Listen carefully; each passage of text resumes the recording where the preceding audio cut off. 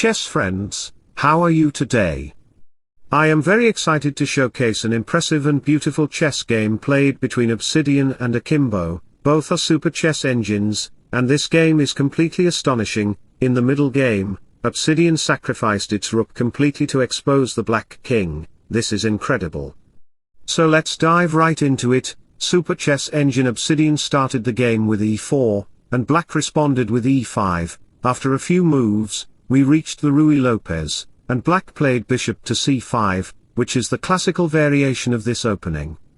In this line, when I played bishop to b5, black could potentially go for the knight f6, Berlin defense. This is a possibility in the game, where white typically responds with d3 or knight to c3. However, knight c3 could prompt black's idea of playing knight to d4, which is a viable option. If black were to capture the e5 pawn, it would complicate things with the queen to e7 move, but it's a valid and dramatic option. In our actual game, though, black chose the classical variation of the Ruy Lopez.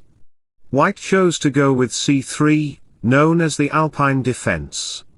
This c3 move can be tricky in some variations, as black may opt to play pawn to d4 and strike in the center immediately. This action opens up the light squares in the center for the bishop, allowing it to enter the c2 square and create a queen-bishop battery, disrupting black's kingside. Additionally, white's knight can swiftly move to the g5 square with support from the bishop and push the h-pawn to launch a kingside attack, which is a viable strategy. Another approach with c3 is to play d4, maneuver the knight to d2 f1, and g3 squares, positioning it on the f5 outpost, creating vulnerability for the black king.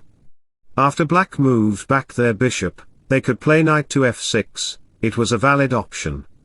However, at this point, black chooses to play bishop to b6, white strikes in the center with d4, creating a vulnerable situation around the center. Playing knight to f6 was an option to attack the pawn immediately. Therefore, I can play a4, at this point. Some may consider capturing the e4 pawn since it appears to be unprotected. However, after I capture your knight on the c6 square, I can immediately threaten your bishop by advancing my a5 pawn, trapping your bishop. In our actual game, after he took the d4 pawn, we had pawn exchanges, and you can see that I gained two central pawns to control these diagonals. Playing knight to f6 was still an option to consider. There's no need to worry about the f7 pawn being attacked by my bishop on c4, especially with the knight on the g5 square. Black could easily castle at this point, but instead, they decided to move their knight back to e7. This move seems passive, but it consists the strategy to push the c6 and d5 pawns in the center to gain dominance and activate the bishop along this diagonal. White responded by advancing their pawn to the d5 square. This d5 pawn not only strengthens control over the center but also blocks the light square bishop while opening up the diagonal for the dark square bishop. After black played knight to f6 to target these pawns, I moved my knight to c3. A few moves later, black castled to activate their light square bishop by pushing their d6 pawn, a move that passivates their queenside and central pieces. Then Obsidian came with the brilliant tactical move of pushing the pawn to d6, attacking the knight and strategically restricting black's pieces. This move also sets up the opportunity to drop the bishop to b3 or c2 to attack along with the h-pawn on the kingside, a strategic maneuver. Additionally, placing the bishop on the g5 square pins down black's knight. After Akimbo captured the pawn on d6, it created a blocking situation for them, restricting the movement of their light square bishop. Their bishops and knight ended up stuck behind this pawn structure, allowing me to advance my h-pawn to attack on their kingside. So he decided to initiate this plan by first playing bishop to g5. Bishop to g5 sets up a trap to pin down these knights and creates a potential opportunity to place the knight on the f5 outpost, weakening black's position. Additionally, with the move queen to d2, I can maneuver my queen to the kingside in the future, a strategic move. After black played knight to g6, they seemed to focus on the e5 square.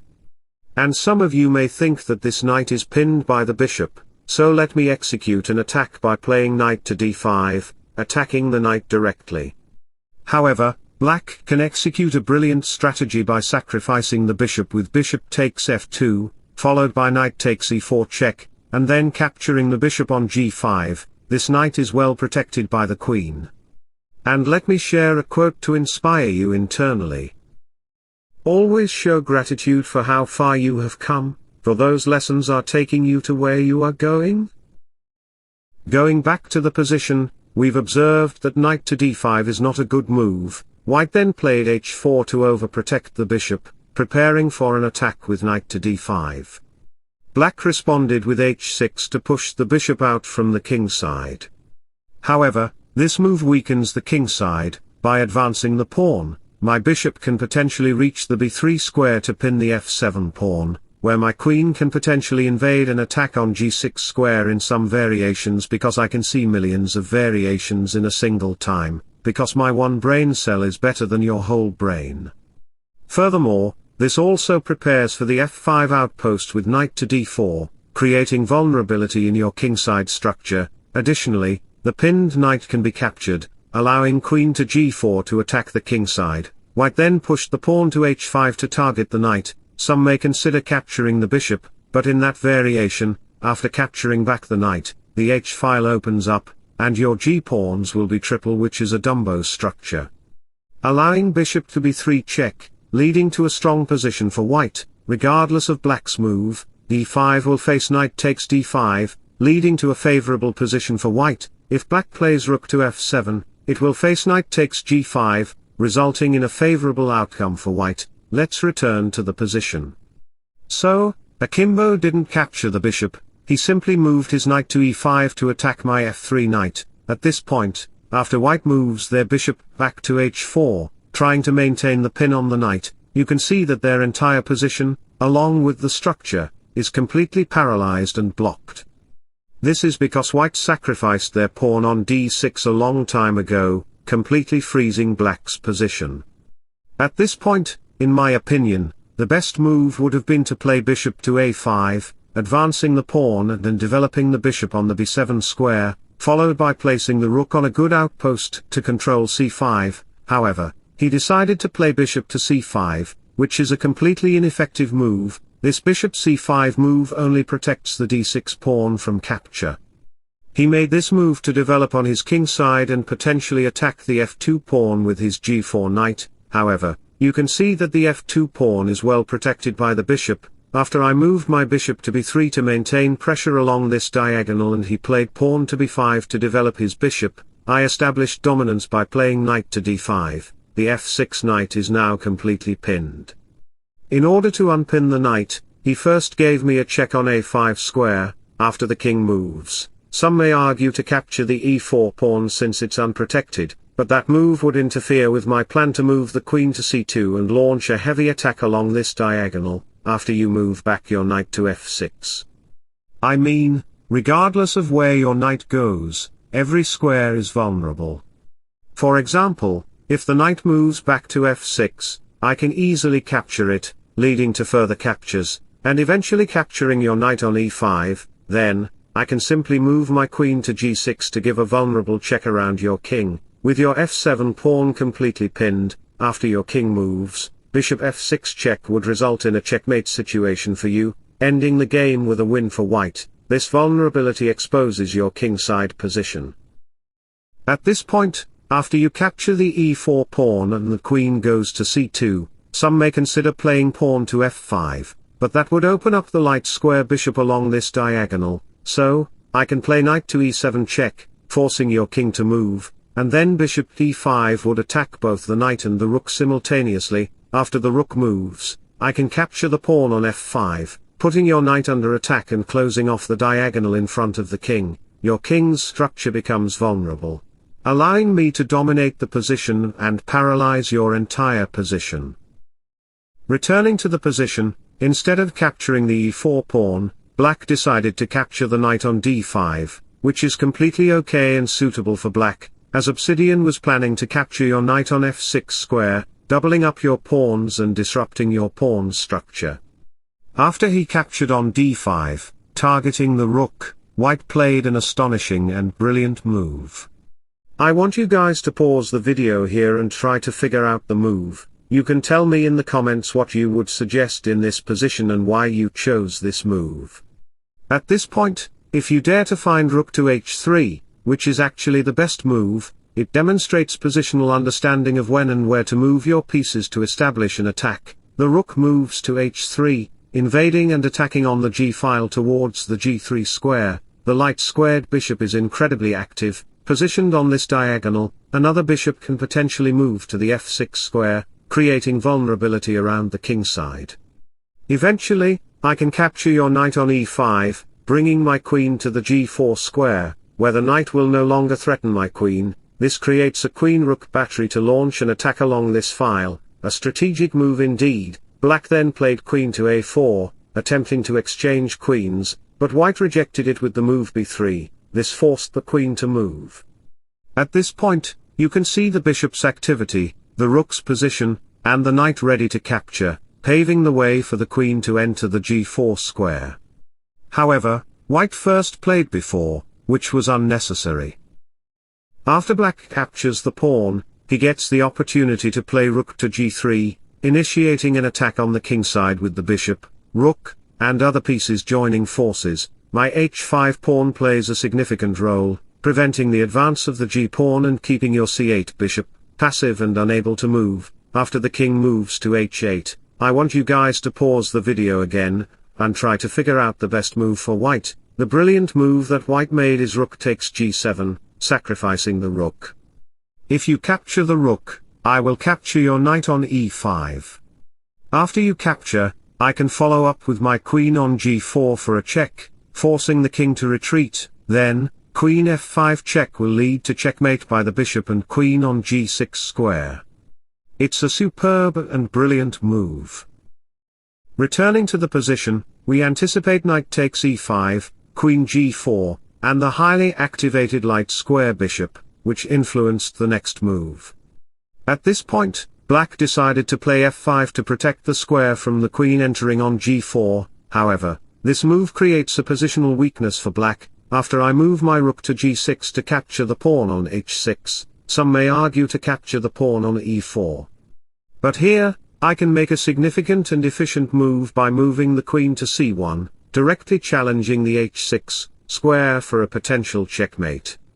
Black then blocks the threat by pushing their e3 pawn. Here comes a brilliant strategy: bishop check, followed by king up, rook check, and then king moves back to h8, after I play rook g8 check, which will be a double check, and after the king moves, I can play queen to c2, which is devastating for black's king. It will lead to checkmate in just 2 moves. You know, life is very crazy when Stockfish is Razi. So going back to the position, Akimbo, in this position, decided to capture the rook on g6, but he ignored that knight and played according to his own thinking by moving my queen to c1, directly attacking the h6 square and making the king vulnerable. He then blocked the diagonal by pushing his pawn to f4. He responded with a3, repositioning the queen to protect these dark squares. After the queen retreated to a4, you can see that these dark squares became vulnerable. He can potentially give a check on these squares to create a vulnerable situation for the black king. However, doing so immediately would block the check with the knight on e5 square. That's why I first captured the knight on g6. You can see that a queen check is imminent within these dark squares. Black responded by playing bishop to d4 to dominate over the dark squares, but then, I played an amazing move, bishop to e7, directly challenging your rook. Your rook cannot move because I can easily capture your f4 pawn, followed by the h6 pawn, putting the king in a difficult situation. That's why black played bishop to b7 first, in order to deflect the light square bishops. And let me tell you a life quote in sudden. Loyalty is what makes us trust is what makes us staying is what makes us love, and love is what gives us hope. After the captures in the game, I obtained the 6th rank pawn, which is just 2 moves away from promoting. Queen takes f4 is coming, with the threat of queen takes h6, making the king completely vulnerable. Black played rook to a8 first, and he responded with rook to b1 to prepare rook b4, attacking the queen and the bishop simultaneously. Black then blocked it with a5, after bishop takes d6 to attack these pawns, and after the bishop moves back and bishop takes f4 happens in the game, he plays king to g7. After a few moves, you can see that my queen is threatening to come to the g5 square, where the king can be vulnerable. Then, my queen moves to c5 with the idea of potentially reaching the d6 square. He immediately gives me a check with queen to c4, forcing a queen exchange, and you can see that he ends up with 3 pieces, which is completely winning for white. After a few moves later, he give him a check, push my pawns and bishop forward, forcing the king to retreat. Then, after a few more moves, he captured his rook and knight, pushing his pawns to the g-file and promote them into 2 queens in the game. Finally, in a sudden move, he give him a checkmate. What an amazing, good-looking, and astonishing game it was. In the game summary, we can say that it all started after he strategically pushed his pawn forward to d6. This d6 pawn has a strategic maneuver and method to freeze and paralyze the complete black territory and army. It freezes and paralyzes all positions for black. After a couple of moves later, he even played rook to h3 with the potential idea of moving the rook to the g3 square in the future. After moving his rook to the g3 square, he made a heavy attack along this file. He even sacrificed his rook on g7 completely. What a rook sacrifice! This rook sacrifice exposed the black king completely, which was actually accomplished in the game. After a couple of moves later, by exposing his black king on the king side, it created a checkmating position for black. What a game! I hope you enjoyed my content. Is it so? Then don't forget to like and subscribe to my channel. Wish you all the best. Bye bye, see ya.